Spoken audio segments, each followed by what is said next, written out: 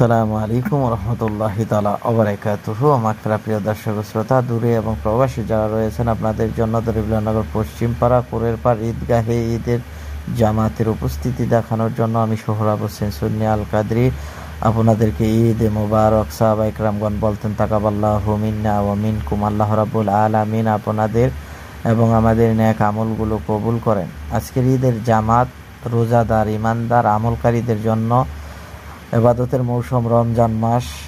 তাসবিহ, তাহলিল, জিকির, আজকার, নফল বন্দিগি, রোজার পাশাপাশি খতমে তারাবি পড়েছি। তারাবি শব্দের অর্থ হচ্ছে বিশ্রাম। এতে রয়েছে নম্রতা, ভদ্রতা, আহাজারি। দুই রাকাত করে 20 রাকাত তারাবির নামাজ পড়েছি। 4 রাকাত পরে পরে তাসবিহ পাঠ করেছি। সুবহানাজিল মুলক ওয়াল মালাকুত, সুবহানাজিল ইজ্জাতি ওয়াল জাবারুত। এই তাসবিহগুলি প্রথম আসমান, দ্বিতীয় আসমান, তৃতীয় আসমানের ফেরেশতারা কেহ রুকু অবস্থায়, কেউ দাঁড়ানো অবস্থায়, কেউ সেজদারত অবস্থায় পড়তে আসেন।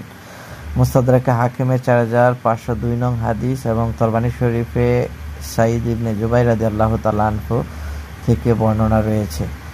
এবং সর্বশেষ আমরা মুনাজাত করি, আল্লাহুম্মা ইন্নী নাসআলুকা জান্নাতা ওয়া নাউযু বিকা মিনান নার। এরকম ভাবে আমরা ইয়া মুজিরু, হে দরখাস্ত মঞ্জুরকারী, হে দরখাস্ত মঞ্জুরকারী বলে আল্লাহ রাব্বুল আলামিনের কাছে।